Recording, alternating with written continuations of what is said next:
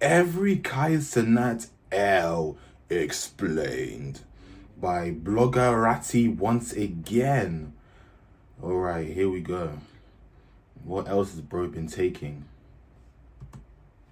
Union Square giveaway. In early August 2023, Cenat announced a free giveaway in Union Square, Manhattan, promising gaming gear and PlayStation consoles to followers who showed up and answered questions.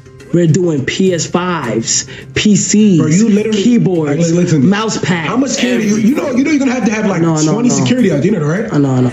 The announcement drew thousands of mostly young fans. The event had no proper permit, there was no real crowd control or official coordination, and it quickly spun out of control. Large crowds flooded the park and nearby streets. Some property damage and assaults were reported, multiple arrests followed, and the NYPD mobilized to disperse a dangerous situation. Got an update from the NYPD, and here's what we know tonight. According to police, Cenat will be charged with multiple counts, including at least 2 counts of inciting a riot and unlawful assembly. At least 3 officers were injured and 65 people have been arrested. Kai was detained by police at the scene and initially faced charges including incitement and unlawful assembly. Those charges were later resolved when he publicly apologized and paid restitution as part of a Manhattan DA agreement. I am beyond, bro, disappointed.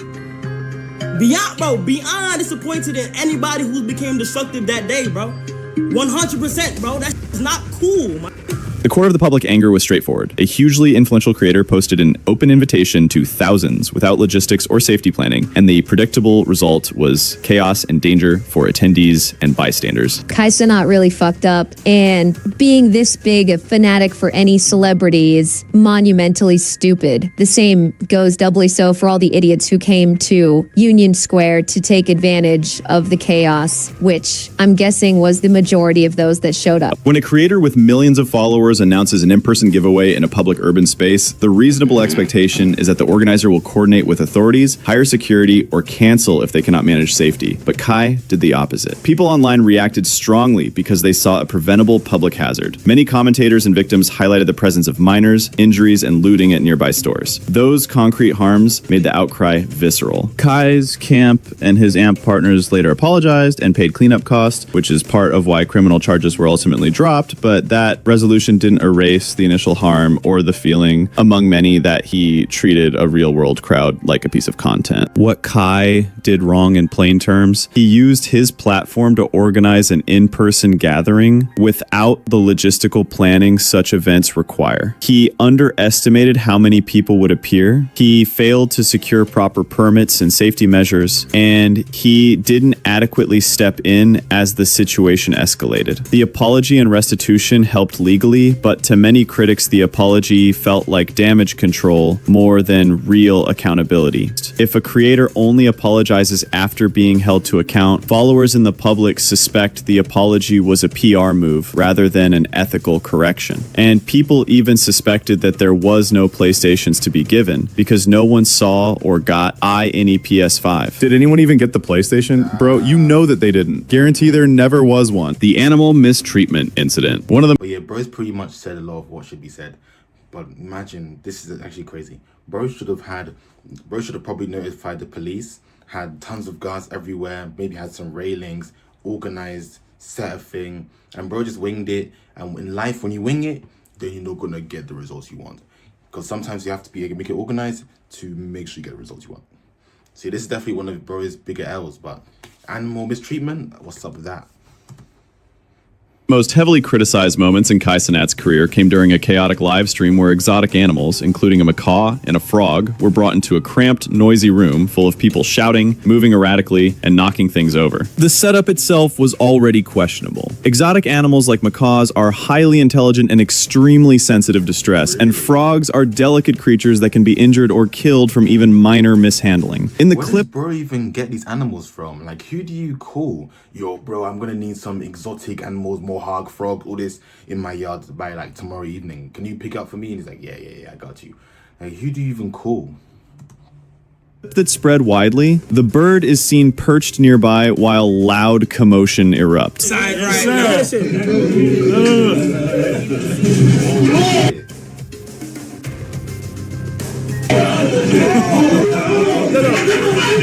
At one point, furniture is knocked over dangerously close to it.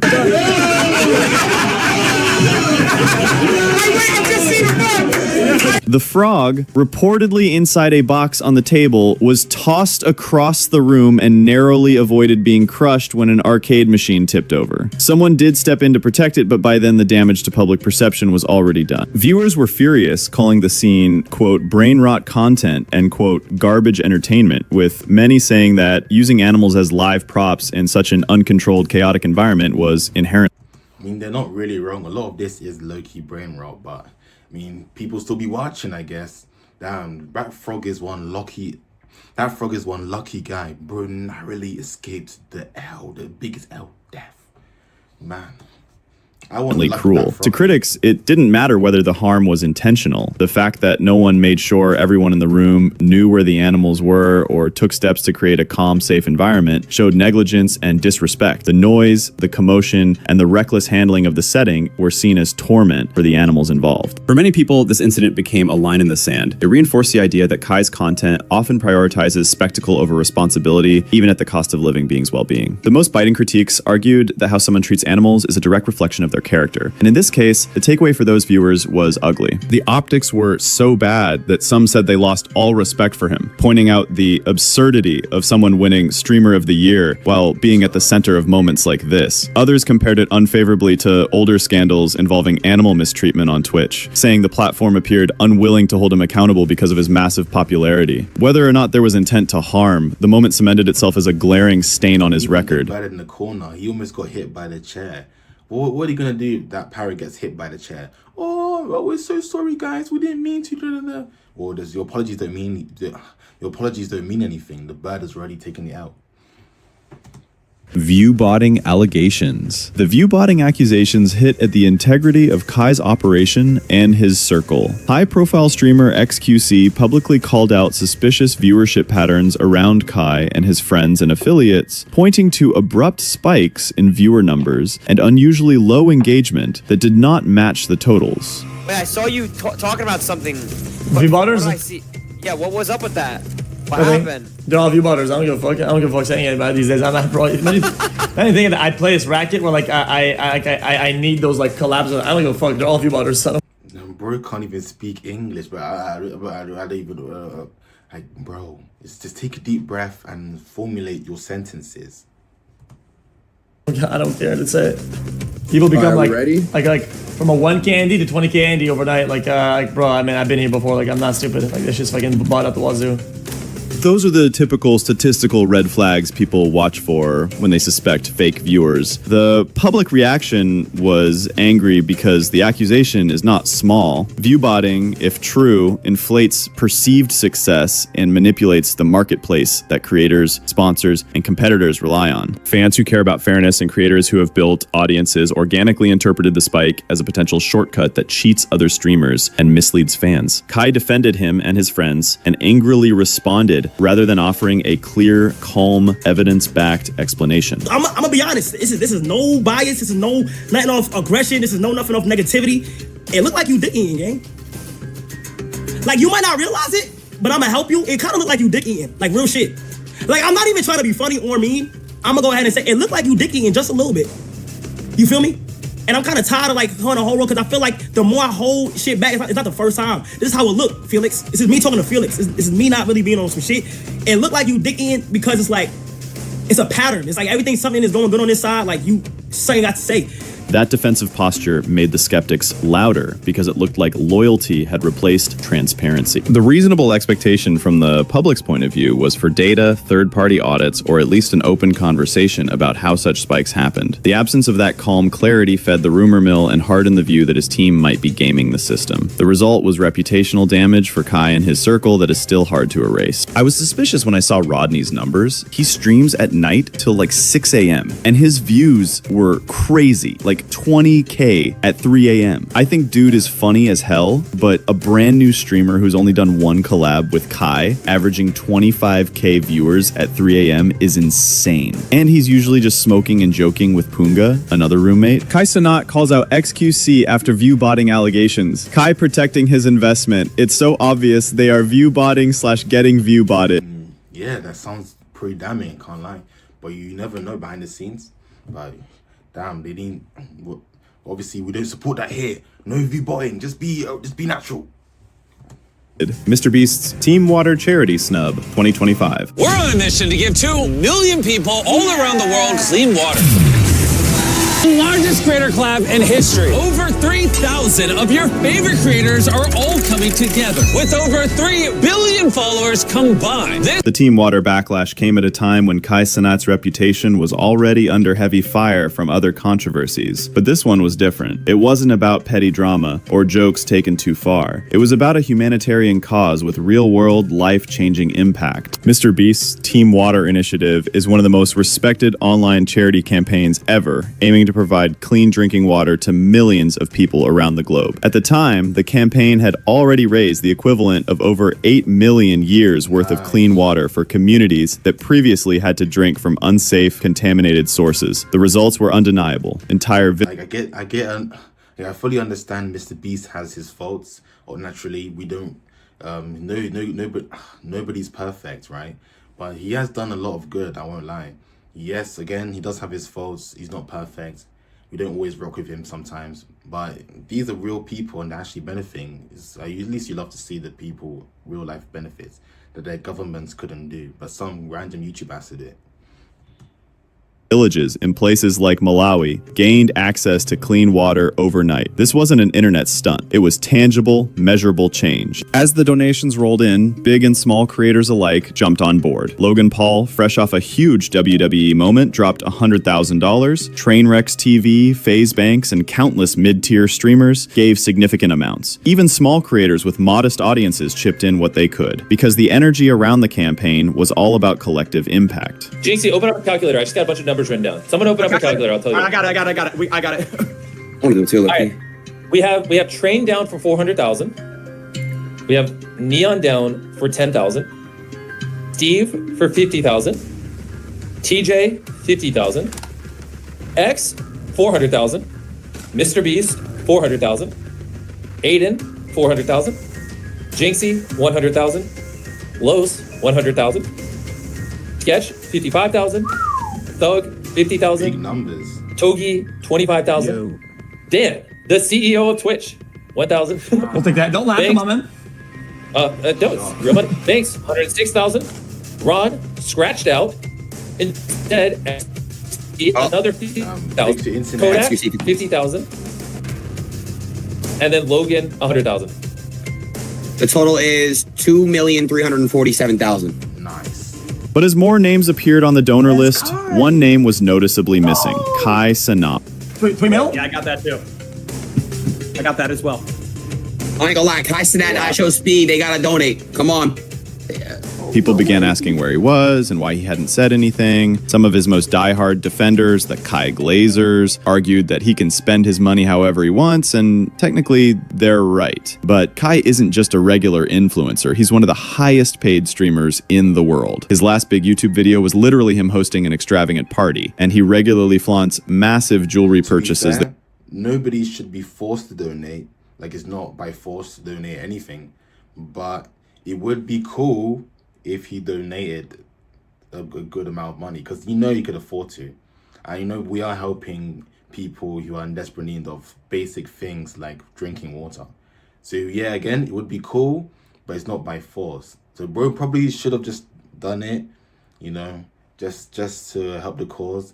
But then I can understand maybe now that everyone's pressing, maybe now it's like, man, F y'all, now I don't want to do it no more. Maybe something like that. It cost more than some of these charity donations combined. Mr. Beast got kaicenat on stream, and instead of donating to Team Water, he bought these. So kaicenat would rather spend $200,000 on jewelry for himself than donate to African children dying. The optics got worse when some critics tried to excuse his absence by saying Mr. Beast is sketchy, and that his campaigns are just a way to gaslight other content creators into donating. But even people who shared those doubts about Mr. Beast admitted that at the end of the day, a huge number of people are still getting clean water. It doesn't matter who is running the collection. If the money is transparently spent on a good cause, it's the outcome that counts. This is an interesting one. I've got my take on this. You're going to see.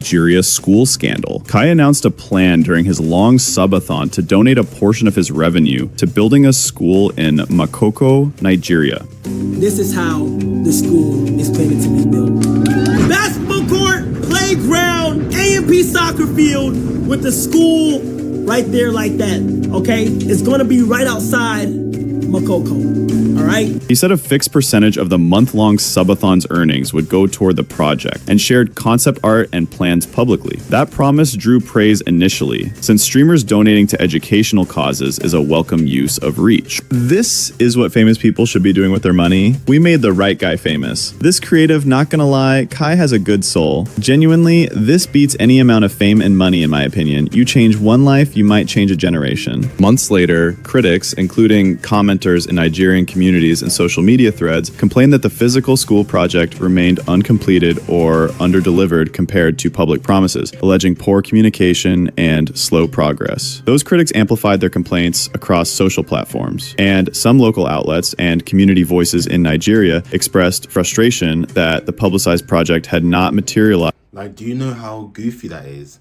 Do you see the... do you know how goofy that is? Did you hear what he just said months later?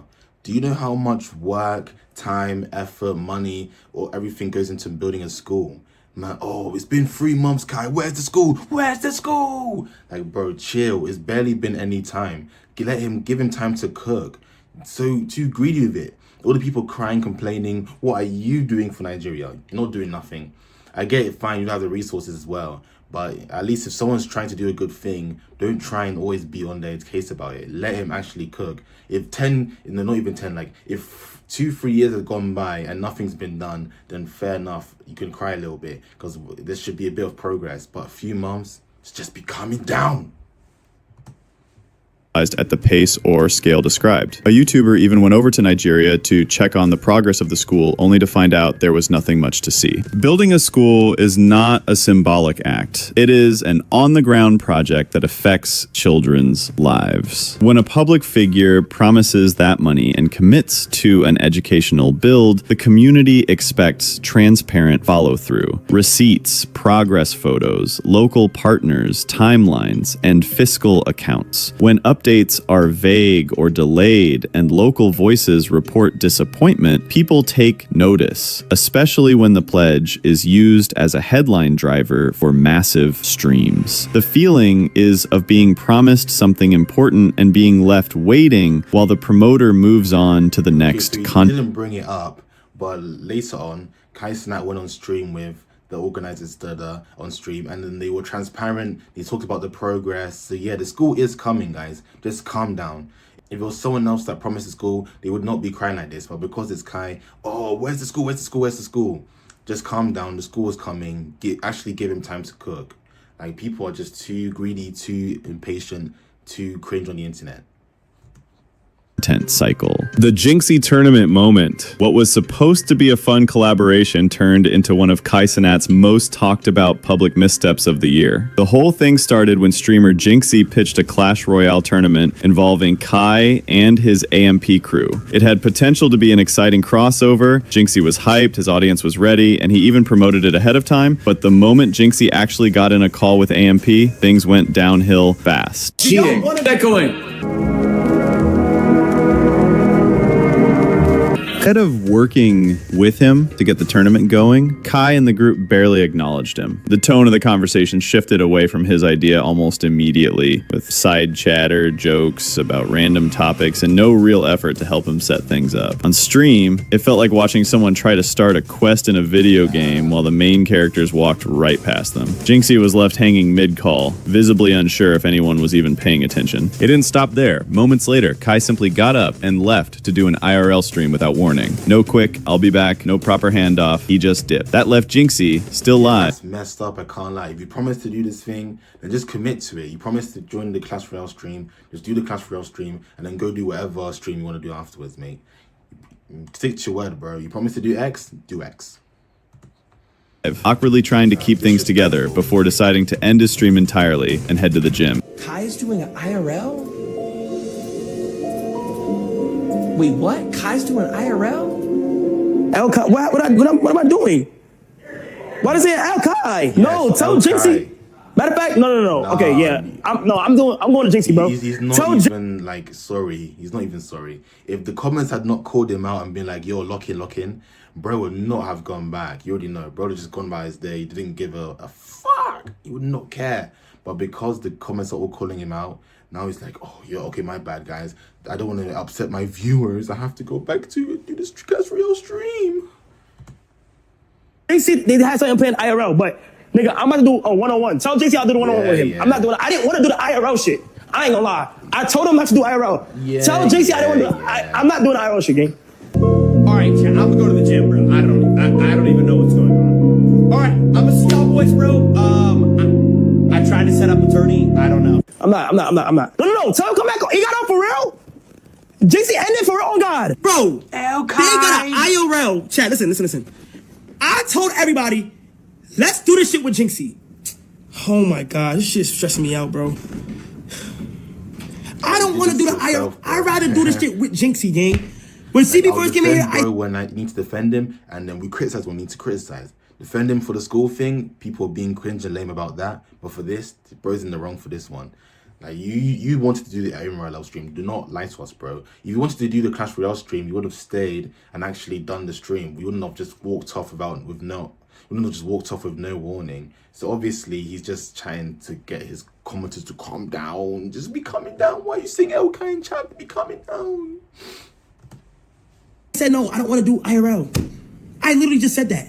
It was a blunt and public shutdown of something he had clearly been excited about. The backlash was immediate. Viewers began spamming L in Kai's chat, calling out how dismissive and disrespectful he had been. They weren't just upset about the lack of collaboration. They were reacting to the complete disregard for Jinxie's time, energy, and audience. Many felt Kai treated the entire thing like it was disposable content, rather than a planned event someone else had worked hard to organize. When Kai finally responded, it was only after the criticism reached a boiling point. He went live again, framing the incident as a misunderstanding, claiming he didn't realize Jinxie was ready to play and that he had never intended to skip out on the event. He promised to still do a one-on-one with Jinxie, but the damage was already done. By then, the moment had been clipped, circulated, and discussed across multiple platforms. Like to pocket watch on another guy's drip. What is Kai wearing right now? What are those trousers? Telling you, blood, start getting money and start dressing anyhow, mate. What are those trousers, bro? What the helly? Damn, that is interesting. To a lot of people, the apology felt less like genuine reflection and more like damage control. His demeanor suggested he was reacting to the negative optics rather than truly recognizing. I guess they look comfortable. Bro only responded when the criticism got too loud, and just like how he acted, the same way he acted goofy with the Jinx guy on stream. Now he's wearing goofy clothes to match it. Goofiness all over the place. Recognizing what he did wrong. This added to a growing narrative around him that Kai only responds when his reputation or viewer numbers are at risk. The fake and cringe TikTok backlash. At one point, Cenat was enjoying a winning streak, breaking Twitch records, winning Streamer of the Year twice in a row, and sitting comfortably at the top of the streaming world. Then, almost overnight, a new trend on TikTok started tearing him down. The clips that sparked it weren't from scandals or controversies. They were simply moments of him laughing loudly, reacting dramatically, or hyping something up during his streams. Out of context, the reactions looked exaggerated to the point of being unbelievable, and this quickly snowballed into people calling him fake, annoying, and cringe. The comment sections on these videos were just as harsh, with people openly celebrating his quote-unquote downfall and treating his supposed exposure as if it were some kind of justice. The core complaint was that his reactions, especially his laughs, didn't feel genuine, as if he was forcing every moment for the sake of content. Some even accused him of pretending to like music or artists purely to gain views or set up future collaborations. And to be fair, there are moments where his reactions to certain songs or events seem far bigger than what's happening on screen. That does create the impression that he's acting rather than reacting. But here's the thing, Kai is a streamer. His job is music, but there's no song that could have you doing all that. literally to entertain live viewers, sometimes in front of an audience of over 100,000 people. Being high energy, reacting dramatically, and showing big emotions are tools of the trade. If he sat still and gave mild, everyday reactions, people would call him boring and the numbers would drop. That's the reality of streaming, especially in the high-speed, short attention span world of modern internet content. The backlash in that sense felt forced. People took his work, his on-camera persona, out of its proper context. I can't lie. At the end of the day, entertainment is entertainment. People want to see energy. They want to see woohoo, yeah, yahoo. That's what they want to see. He's giving you what you want, and then you can't win. You give them what they want, fake. You don't give them what they want, boring. So at the end of the day, just do you, Kai, you know? And judged it like it was a personal conversation instead of a performance. Streaming is part acting, part personality. Just because something is exaggerated doesn't automatically mean it's dishonest. It means the creator understands how to keep an audience hooked. This isn't to say that criticism is completely baseless. When reactions are too overdone, it can make them feel insincere and can blur the line between performance and authenticity. And for some people, that's enough to turn them off. But the way the internet piled on made it seem less like a genuine concern and more like a trend, a bandwagon where it became cool to hate Kai. The disrespecting PewDiePie backlash. This particular backlash started when Cenat made comments that many fans interpreted as disrespectful toward PewDiePie, a creator who, for over a decade, was considered the face of YouTube. This may be an L tape, and I apologize in advance, but I couldn't see how niggas got into PewDiePie. I'm sorry. Nah, I agree. I feel like I didn't watch him. When I looked into him, I'll be honest. That might be an L tape. I can see how that could get people angry, but that's not that crazy of a take, really.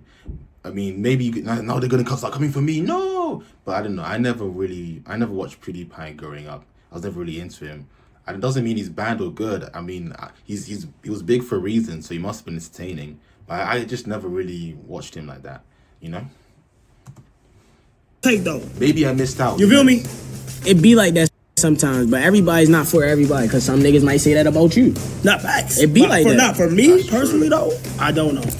Kai said he didn't understand how people watched PewDiePie. While that was just his opinion, PewDiePie isn't just another popular content creator. He's a cultural touchstone for entire generations of internet users, especially millennials and Gen Z. From his early loud equals funny gaming videos to his later more varied content like Pew News, meme reviews, and the iconic Minecraft series, PewDiePie shaped what YouTube entertainment even looked like. For many people, he's the reason they fell in love with online video in the first place. Even Mr. Beast had to step in and tell him that was an L take.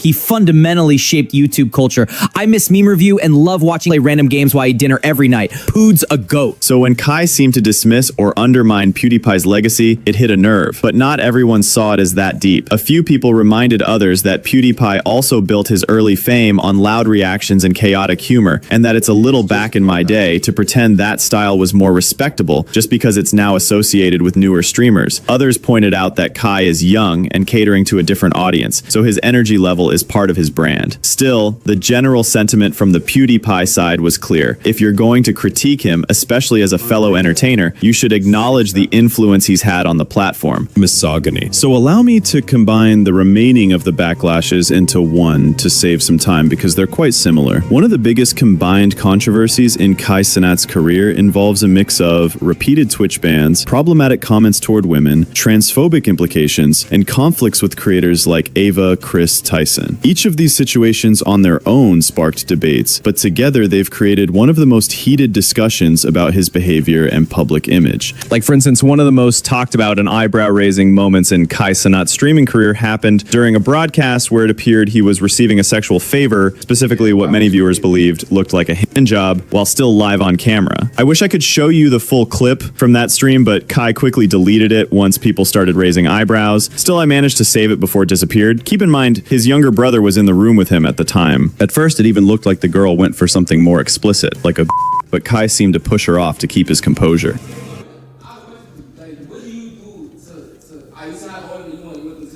Absolutely. We had this conversation earlier. If you guys was here, y'all was somewhere hiding. But anyways, like I said, for a man, what I provide, people like, oh, what do you bring to the table? Let me explain what I bring to the table.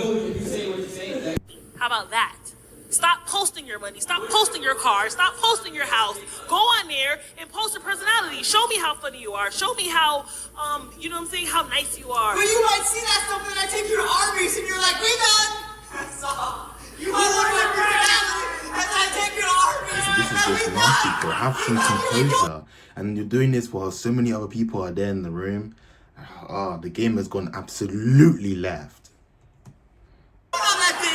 And when the girl was later asked what was happening, she didn't even bother to deny it. What shocked people even more was that Twitch didn't take any action. No ban, no suspension, nothing. This is especially concerning when you remember that a huge portion of Kai's audience is made up of kids. On top of that, Kai has faced backlash for the way he sometimes interacts with and talks about women. Certain clips from his streams show him making objectifying comments, either about women's looks or bodies, or playing into over-sexualized jokes in a way that didn't sit right with many viewers. Some argued that he was just playing up a character for entertainment, but others saw it as reinforcing disrespectful attitudes, especially given his influence over a young, impressionable audience. In today's internet culture, where streamers have millions of viewers watching live, these moments carry a lot of weight. The situation gets even more heated when we bring up his interactions with Ava Chris Tyson. In one notable instance, Kai made remarks and jokes about Chris that many interpreted as dismissive toward trans identities. This fed into accusations of transphobia, with critics pointing out that even if his intent wasn't outright hateful, his words could still perpetuate harmful stereotypes. Cenat repeatedly misgenders Ava while giving his opinion on her actions, not listening to shit about sex crimes from someone who covered for his rape friend. Ooh, and also, Cenat once again had received backlash for covering up for his friend who sexually assaulted a woman, even though all the evidence were pointing out that his friend was guilty. Seriously, Cenat being a piece of shit isn't news. If you think Cenat need to be regulated, drop a comment, like the video, and subscribe for more updates.